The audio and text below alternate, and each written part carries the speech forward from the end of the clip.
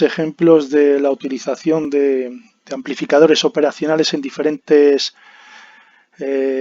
tipos de circuitos. Vamos a ver aquí el convertidor intensidad-voltaje. La estructura que tiene ese circuito es esta que vemos aquí. Puede llamar la atención que no tenemos una resistencia de entrada como hemos estado viendo hasta el momento. El hecho de que no haya una resistencia de entrada me va a decir ya que este circuito no va a responder a las variaciones de voltaje, dado que el voltaje que voy a tener en este punto, en la entrada inversora, ya sabemos que va a ser más o menos igual, de hecho lo consideramos igual para nuestros análisis, que el voltaje que tengo en la entrada no inversora, y ese voltaje es el de más 0 voltios.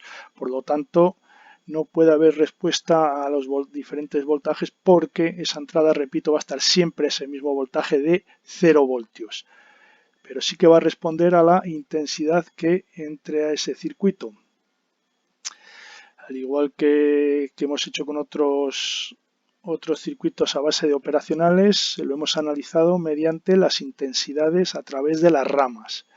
Establecemos una intensidad para la rama de entrada, establecemos una intensidad para la rama de realimentación y analizamos el circuito según esas corrientes. Bien, tenemos que esta intensidad va a ser la misma que la intensidad de entrada va a ser la misma que va por la rama de realimentación. Eso es debido, como ya sabemos, a que la impedancia de entrada al operacional la consideramos infinita, por lo tanto no vamos a tener ningún desvío de corriente por esta entrada. I igual a IF.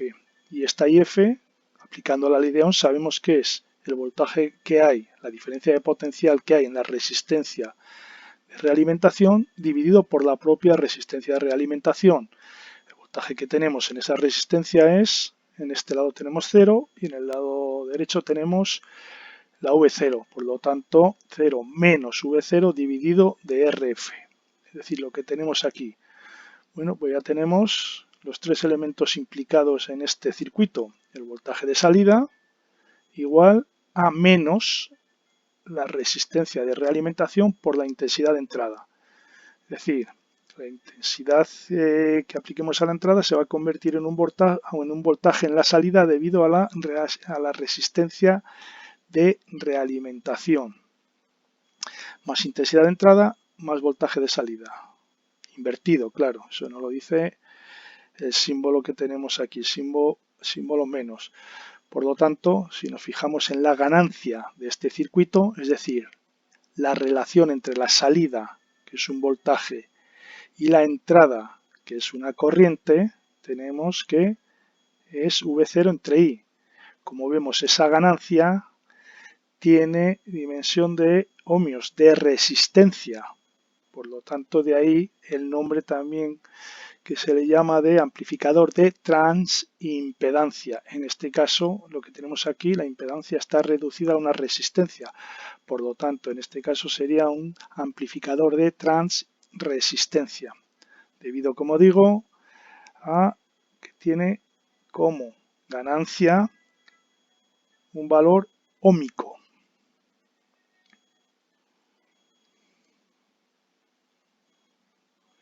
Bien, ¿cuándo podemos utilizar, por ejemplo, un convertidor intensidad a voltaje?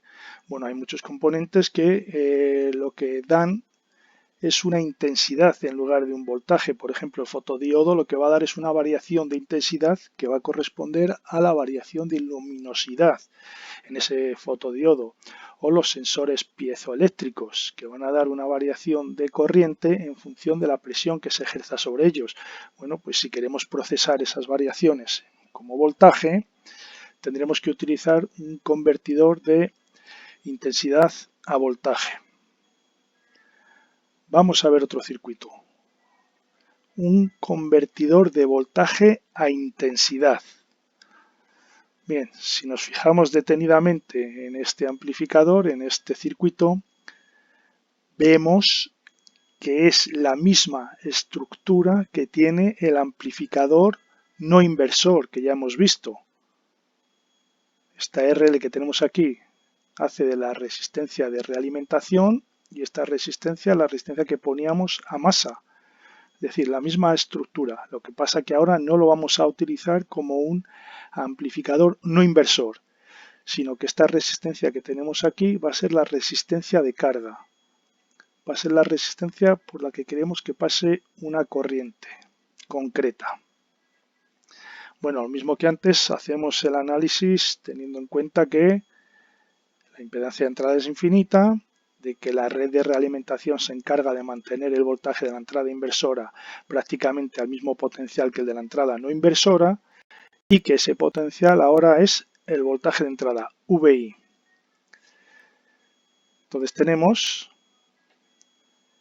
que esta intensidad que sale del operacional va a ser la misma que la I1 que tenemos por esta resistencia, dado que por aquí no puede haber desvío de corriente, impedancia infinita en la entrada inversora. Por lo tanto, esta intensidad 1 tenemos que es el voltaje que tenemos en sus extremos, en los extremos de la resistencia 1, que como vemos es la VI por un lado y por otro lado 0. Es decir, VI dividido de R1. Esta intensidad viene dada, por lo tanto, por esta fórmula que tenemos aquí.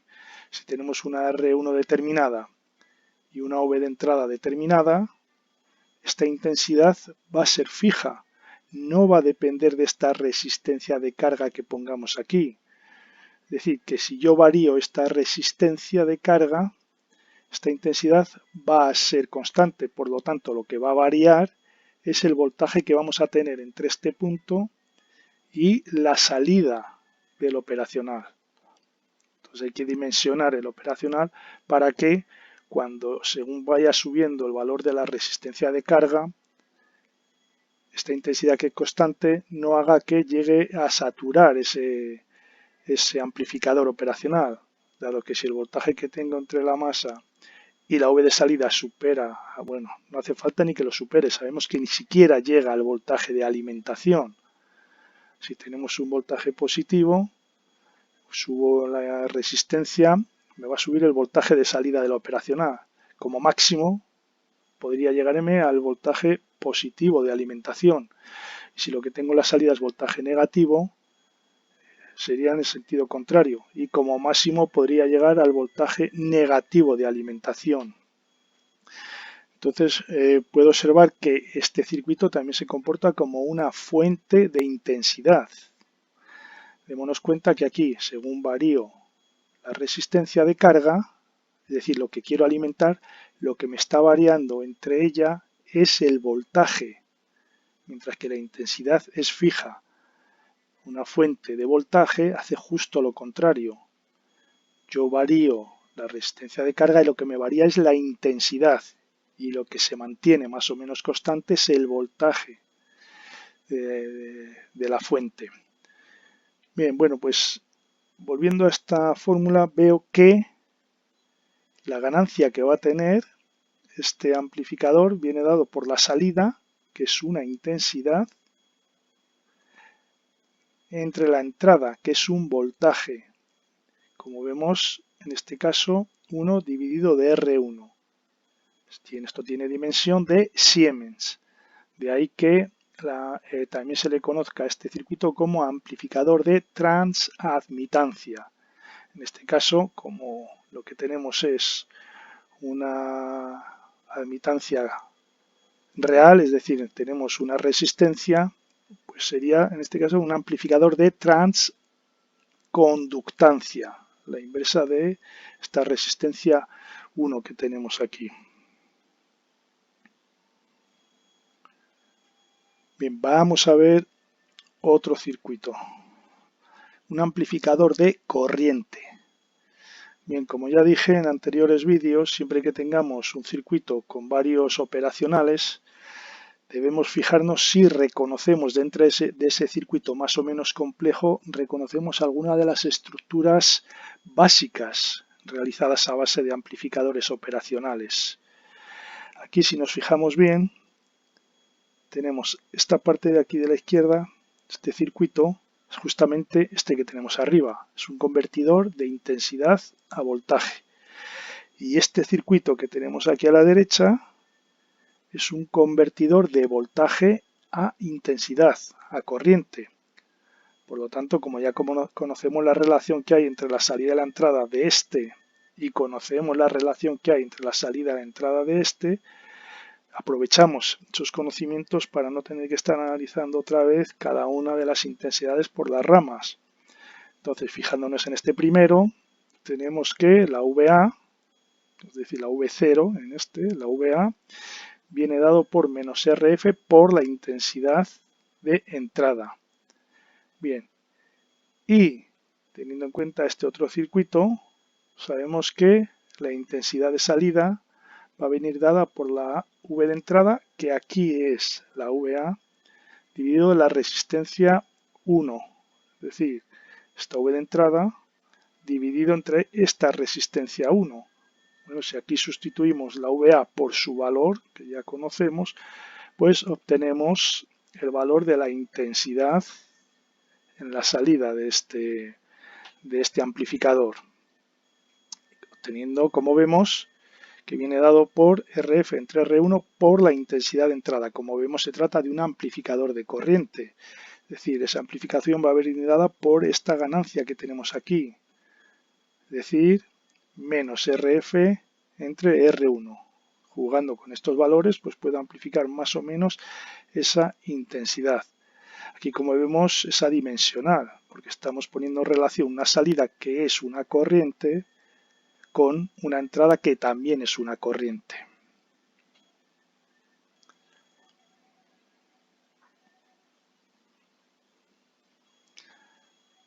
Vamos a ver un recortador.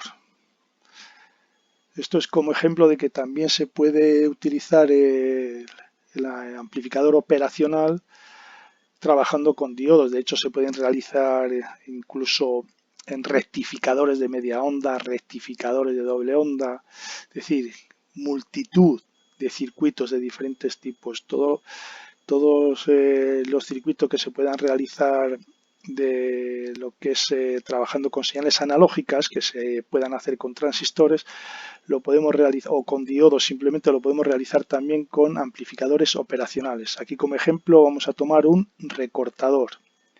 Bien, ¿cómo funciona este circuito? Bueno, pues siempre que la V de salida, bueno, primeramente, si nos fijamos, tenemos una estructura de un amplificador inversor. Si quitamos esta rama de aquí arriba, de la red de realimentación, aquí lo que tendríamos es un amplificador inversor. Si recordamos, la ganancia de este amplificador inversor venía dada por menos RF entre R1. Bueno, a ese amplificador inversor lo que hacemos es añadirle otra rama en la red de realimentación con dos diodos Zener. Entonces, el voltaje de salida unas veces será positivo, otras veces será negativo, dependiendo lo que apliquemos en la entrada. Si aplicamos una señal senoidal, pues unas veces positivo y otras veces negativo. Bueno, siempre que este voltaje de salida esté por debajo de lo que es el voltaje de uno de los Zener más los 0,7 de un diodo, aunque los dos son Zener, el voltaje en un momento polarizará directamente uno de los Zener e inversamente otro de los Zener. Entonces aquel diodo que esté polarizado directamente tendrá una caída de 0,7 voltios, mientras que el diodo que se esté convirtiendo como un Zener tendrá una caída entre sus extremos correspondiente a su voltaje Zener. Entonces, dependiendo si el voltaje es positivo o negativo, uno de los Zener hará de diodo y de diodo rectificador, es decir, con los 0,7 voltios, y el otro de los diodos actuará como Zener, es decir, con su voltaje Zener.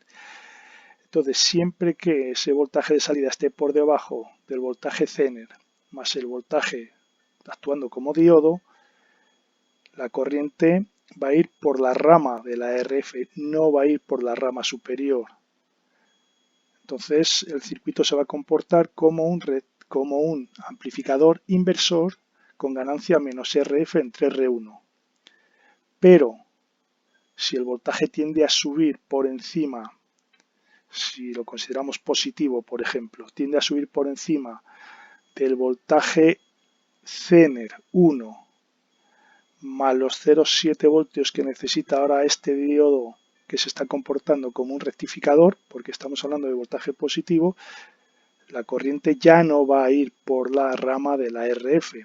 Ahora en ese caso va a ir por la rama superior de los diodos, con lo cual va a estabilizar ese voltaje justamente a esa tensión de VCNR 1 más la VDE 0,7 voltios correspondiente a un diodo polarizado directamente. Si el voltaje es negativo, mientras no llegue ese voltaje negativo a el voltaje Zener 2, porque aquí estaría polarizado inversamente, más el voltaje de este diodo Zener 1 polarizado directamente, es decir, 0,7 voltios, la corriente va a ir por la resistencia RF, es decir, se va a comportar como un amplificador inversor con ganancia menos RF entre R1. Pero en el momento que esa tensión negativa supere el voltaje de este Zener 2 que está polarizado inversamente, más los 0,7 voltios de este Zener 1 que está polarizado directamente, en ese momento la corriente va a ir por la rama superior y se va a estabilizar mientras ese voltaje sea superior a estos dos voltajes que acabo de indicar, se va a estabilizar justo a ese voltaje constante.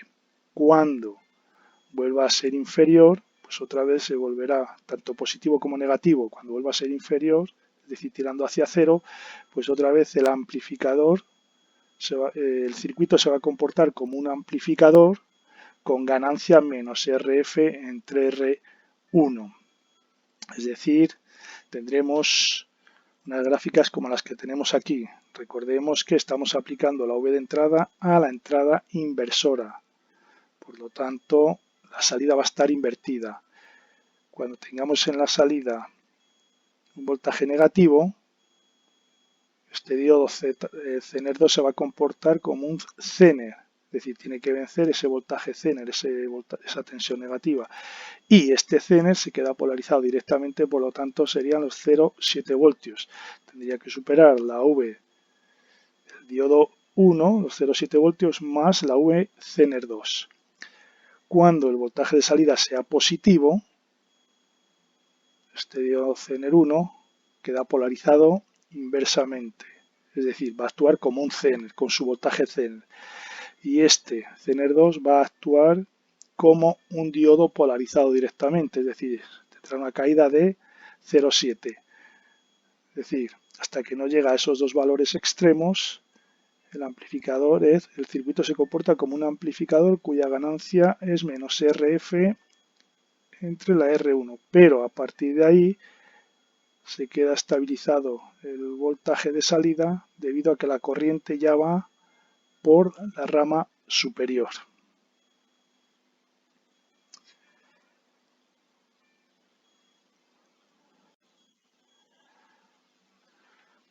Vamos a ver más ejemplos de operaciones. Vamos a ver el integrador. También puede funcionar como filtro pasabajos.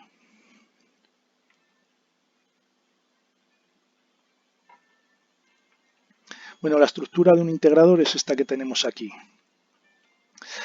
Como podemos ver, hemos sustituido en la red de realimentación la impedancia real por una impedancia compleja, en este caso una reactancia capacitiva, un condensador.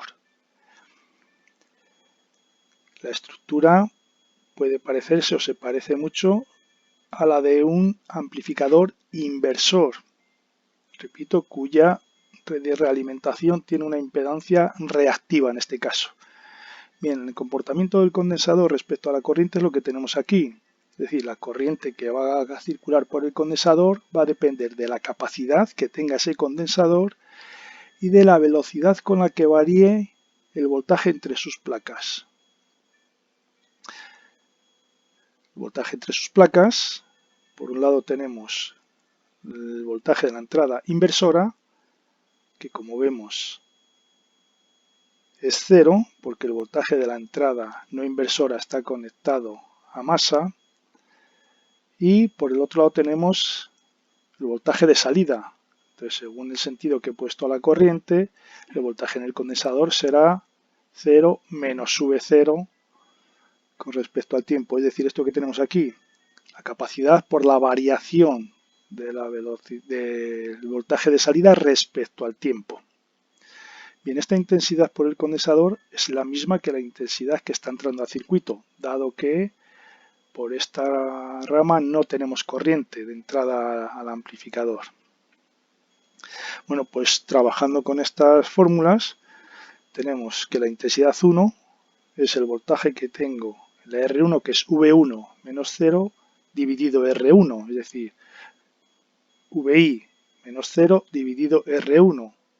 Es decir, esto que tengo aquí, VI dividido R1, y eso tiene que ser igual a la intensidad por el condensador, que es esta que tenemos aquí arriba.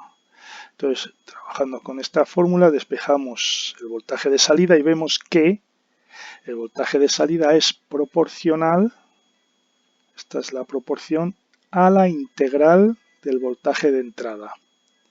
Bueno, esto bueno, no nos asustemos, vamos a dejar la fórmula aquí, no vamos a trabajar ya más con ella, vamos a trabajar ya con valores, con aspectos prácticos de esta fórmula.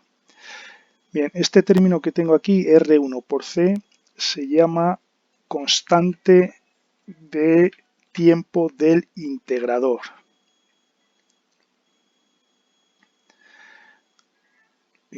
¿Cómo afecta que diferentes voltajes de entrada de cara a la salida? Bueno, pues vamos a poner tres ejemplos.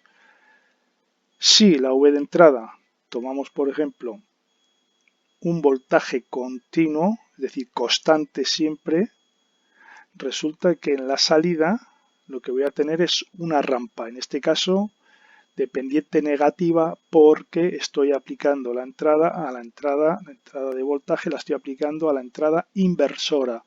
Por lo tanto, lo que tengo es una rampa con pendiente negativa. Y esa pendiente de esa rampa va a depender del voltaje de entrada y de la constante de tiempo del integrador. Cuanto más voltaje de entrada, más pendiente va a tener esa rampa. Y esa rampa va a ser creciente con el tiempo. Es decir, el tiempo es un aspecto muy importante en el integrador.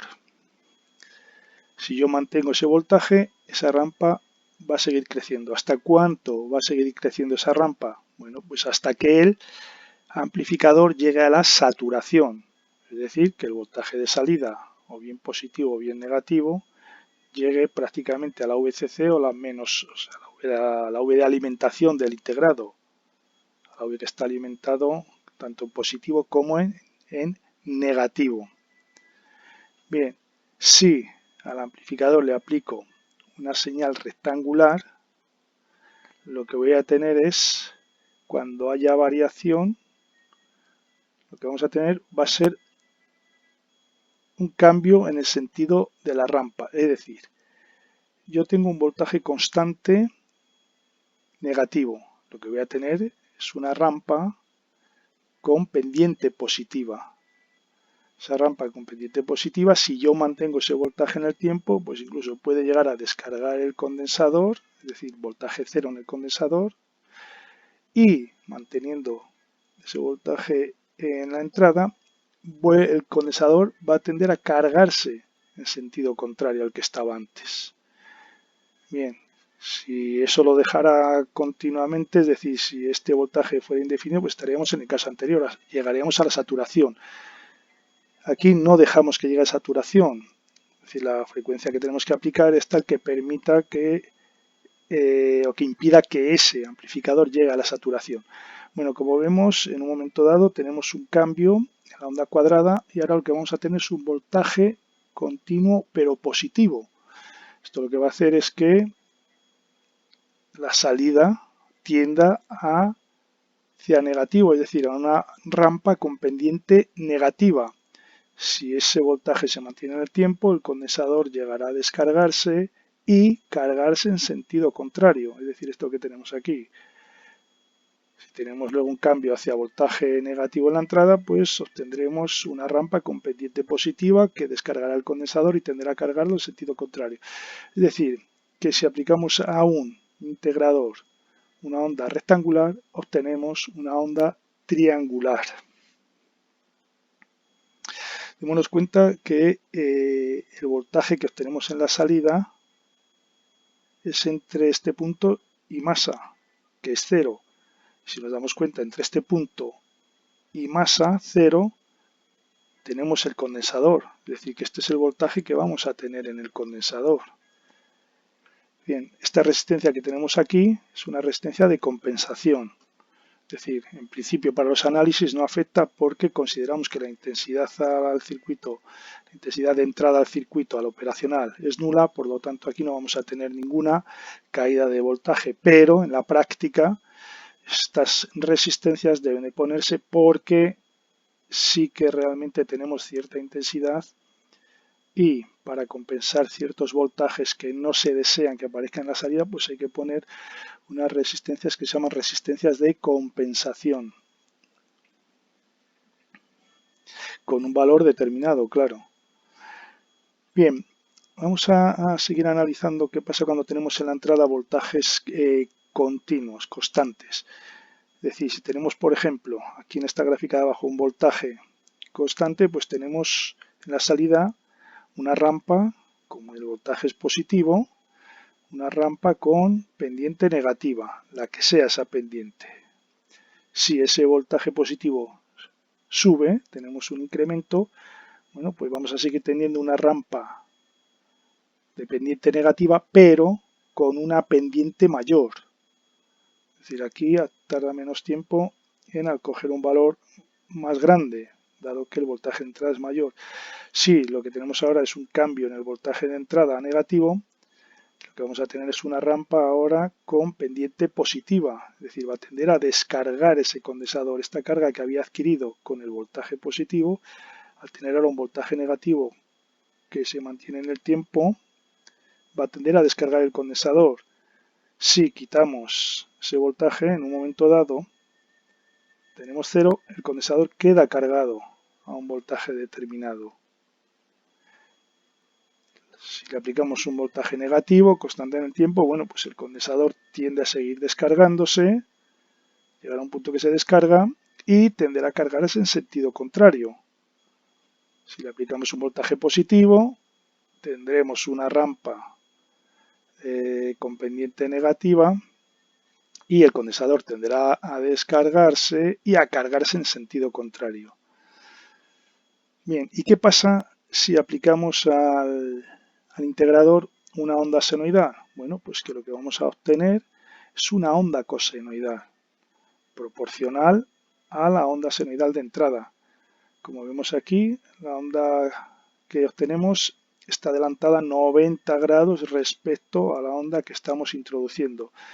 Recordemos aquí que, aunque matemáticamente la integral de seno es menos coseno, estamos aplicando a la entrada que invierte, por lo tanto se vuelve a convertir en coseno positivo. Bien, ¿por qué se le llama filtro pasabajos?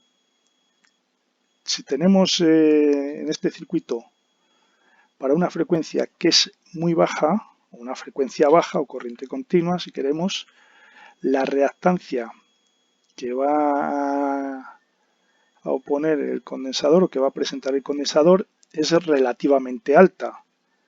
Si analizamos el circuito tratándolo como un amplificador inversor, es decir, la ganancia que va a tener este circuito viene dada en este caso por XC dividido R1. Esta XC es muy grande para las bajas frecuencias, por lo tanto la ganancia para bajas frecuencias es muy grande. Sin embargo, para altas frecuencias la reactancia capacitiva es baja, por lo tanto la ganancia de ese circuito para altas frecuencias, que viene dada, repito, menos XC dividido R1, es también baja. Obviamente las frecuencias bajas las deja pasar y las deja pasar con relativa facilidad, y las frecuencias altas pues impide su paso también con dificultad. Eso habría que analizar ya con números exactamente cuál sería la frecuencia de corte, banda de paso, etcétera, etcétera. Bien, esto presenta un problema. Si queremos, por ejemplo, integrar una onda que en principio pueda ser alterna, pero que tenga por su asimetría cierto valor de continua, resulta que con el tiempo ese valor de continua va a ir integrándose. Entonces, en un periodo de tiempo determinado, esa integración del voltaje de continua que tenga esa señal alterna, puede hacer que sature el amplificador, con lo cual la onda de salida no tendrá nada que ver con esa onda de entrada. Incluso ya no solo porque haya cierta componente de continua en las señales, sino porque debido a asimetrías que hay en el propio circuito y se creen pequeños voltajes en la entrada de continua, esos pequeños voltajes de continua con el tiempo van a integrarse, sean negativos, que darían una pendiente positiva, o sean positivos, que van a dar una pendiente negativa. Entonces, al integrarse en el tiempo esos voltajes, van a hacer que el amplificador se sature. Bien, ¿qué se hace para evitar eso en la práctica?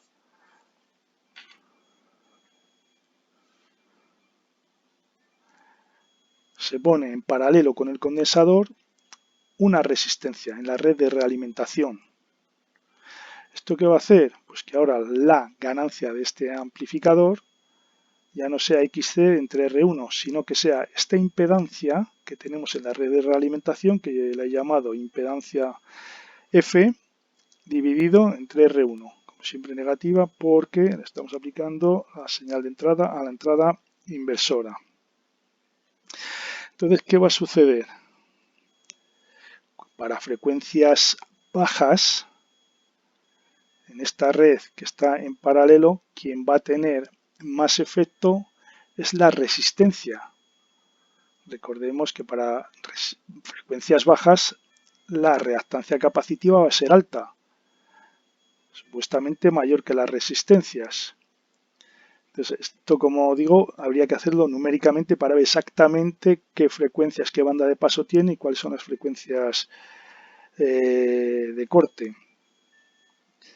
Bueno, pues para frecuencias bajas, quien tiene más efecto, quien influye más en esta impedancia de realimentación va a ser la R2. Por supuesto la R1 en cualquier caso para las altas y para las bajas. Por lo tanto, vamos a tener un comportamiento diferente para las altas y bajas frecuencias, porque para las altas frecuencias, quien va a tener más influencia va a ser la reactancia capacitiva, que va a ser menor que la resistencia 2. Entonces, el comportamiento va a ser diferente para las altas frecuencias y las bajas frecuencias. De hecho, para las bajas frecuencias, la ganancia de voltaje va a quedar determinada por R2 y R1.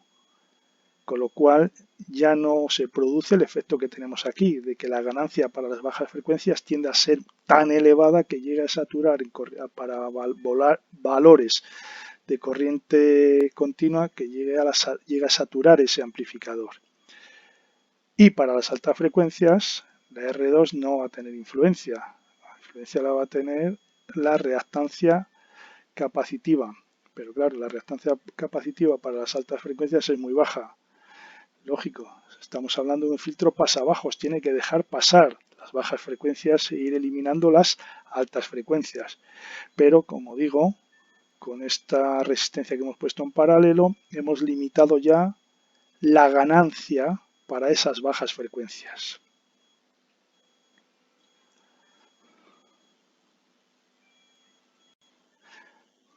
Vamos a ver otro circuito.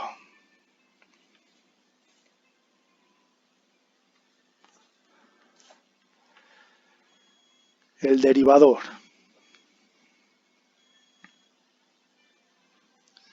Si queremos hacer un análisis más preciso o ver un análisis más preciso sobre las frecuencias se deja pasar o no deja pasar, o el ancho de banda, aunque quede limitado, hasta qué punto queda limitado, el desarrollo lo tenemos en el libro de electrónica básica para TMAs. Bueno, vamos a ver el derivador. Como vemos, hemos cambiado el condensador con respecto al circuito integrador. En este caso, el derivador también se va a constituir en un filtro pasaaltos. Igual que antes, tenemos una impedancia en la rama de realimentación, que en este caso esta impedancia es real, una resistencia. Y una impedancia en la rama de entrada, que en este caso es la reactancia capacitiva. Ya sabemos que la intensidad que va a circular por el condensador va a ser función de la capacidad del condensador y de la velocidad con la que varíe el voltaje entre sus extremos. Es decir, esta expresión que tenemos aquí. Bien, esta intensidad, el voltaje que tenemos en extremos del condensador, es VI menos 0 voltios. Al igual que antes, el voltaje de la entrada inversora igual a la de la no inversora, debido a la red de realimentación, como hemos venido viendo hasta ahora, siempre que tengamos realimentación negativa. Entonces, tenemos que esta intensidad por el condensador es la capacidad multiplicado por la variación de la V de entrada respecto al tiempo. Y esta intensidad es igual que la intensidad F de la rama de realimentación, dado que por aquí no entra nada. Y la intensidad por la rama de realimentación es el voltaje en esta resistencia, 0 menos V0 dividido de RF, es decir, menos V0 dividido RF. Entonces, trabajando con esta expresión, llegamos a la conclusión de que el voltaje de salida es proporcional a la derivada del voltaje de entrada, la derivada del voltaje de entrada respecto al tiempo. Y la proporción viene dada por la constante de tiempo del derivador, RF y C, menos, indicando que el voltaje lo estamos aplicando a la entrada inversora. Es decir, que el voltaje de salida va a depender de la velocidad con la que varía la V de entrada. Eso quiere decir que si no tenemos variación en la V de entrada, V0 vale 0, no tenemos salidas. Como antes, vamos a ver esta expresión con algunas gráficas, es decir, de forma práctica.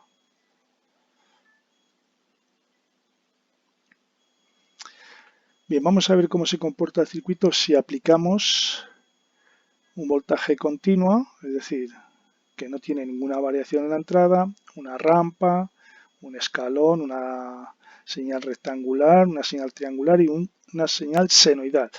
Bueno, como decía, si le aplicamos un voltaje constante a la entrada, como no tenemos ninguna variación de ese voltaje, no hay velocidad de variación, la salida es 0. Si le aplicamos una rampa, en este caso una rampa de pendiente positiva, con una pendiente K, con una velocidad determinada de variación, pues nos va a dar un voltaje proporcional en la salida que va a ser la pendiente de esa rampa. En este caso, como la rampa tiene pendiente positiva en la entrada, vamos a tener un voltaje proporcional a esa rampa, pero negativo. Y cuanto más pendiente tenga esta rampa, más voltaje, más valor de voltaje continuo tendremos en la salida. Un escalón unitario. Tenemos una variación y después se mantiene constante. Bueno, pues en esa variación el circuito responderá con un impulso, pero claro, ese impulso desaparecerá, ya que después de esa variación no hay variación de voltaje en la entrada. La variación ha estado justamente aquí y después se ha mantenido constante. Por lo tanto, la variación está aquí y el hecho de que se mantenga constante es que el impulso va a tender a desaparecer. Bueno, pues esto se puede aplicar a una onda rectangular. Siempre que haya variación, el circuito va a responder. Mientras el voltaje se mantenga constante, pues esa variación, ese impulso, pues tiende a desaparecer. Lo que tengo es un tren de impulsos en la salida. Si en la entrada le aplico una onda triangular, lo que voy a obtener en la salida va a ser una onda rectangular. Es decir, esta variación que tengo aquí se va a convertir en un voltaje continuo en la salida. Cuanto más pendiente, estamos aquí, cuanto más pendiente tenga, más voltaje tendré de continua en la salida. Pendiente positiva, voltaje negativo. Pendiente negativa, voltaje positivo y así sucesivamente. Bien, y si le aplico una señal senoidal, lo que obtengo es una señal cosenoidal pero invertida, por haberse aplicado esa señal senoidal a la entrada inversora, es decir, lo que tengo aquí. Bien, al igual que antes, la ganancia que voy a tener en este circuito sería menos la RF dividido la XC. Aquí se nos puede presentar un problema porque para las altas frecuencias la XC, vamos a suponer, disminuye, es muy pequeña. De hecho, para una frecuencia infinita la XC sería 0. Tampoco tenemos que llegar a tanto. Entonces, cuanto más alta sea la frecuencia, más baja el XC. Es decir, RF entre XC más grande se hace. Más va a amplificar las altas frecuencias. Y si la frecuencia es baja, XC presenta una reactancia mayor. RF entre XC se hace más pequeña.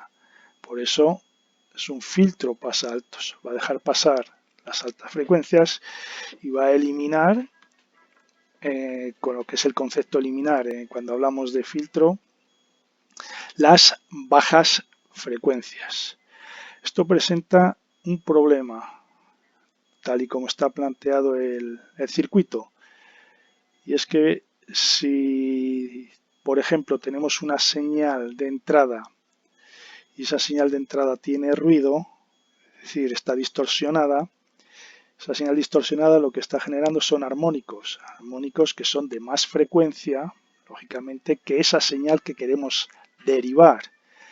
Entonces, lo que va a suceder es que va a amplificar más esos armónicos, es decir, esas señales de ruido, más que la propia señal que queremos derivar. Y eso puede llegar a saturar el amplificador o crearle oscilaciones a este derivador, a este circuito derivador. Bien, ¿cómo solucionamos ese problema de la alta ganancia a las altas frecuencias? Ese problema que tiene con el ruido. Pues simplemente añadiéndole a la entrada una resistencia.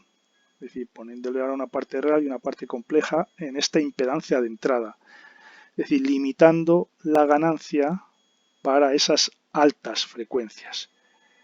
Ahora la ganancia va a ser la RF dividido la Z1. Negativo porque estamos trabajando con la entrada inversora.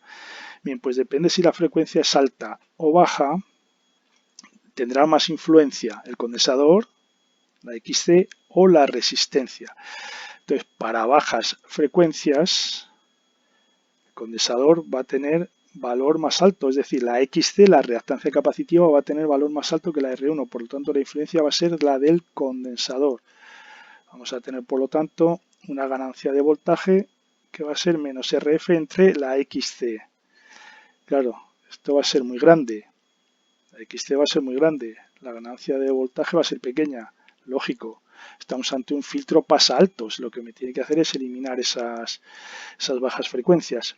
Y, sin embargo, para altas frecuencias, el condensador va a tener poca influencia, dado que a altas frecuencias la reactancia capacitiva disminuye y quien va a tener más influencia va a ser la R1. Por lo tanto, para esas altas frecuencias, la ganancia va a venir dada por menos RF entre R1, es decir, estamos limitando ya la frecuencia para esas altas frecuencias. No es como en el caso anterior, que esas altas frecuencias pueden ser amplificadas indefinidamente entre comillas, claro. Mientras que aquí no, aquí ya tienen un límite dado por esta relación de resistencias.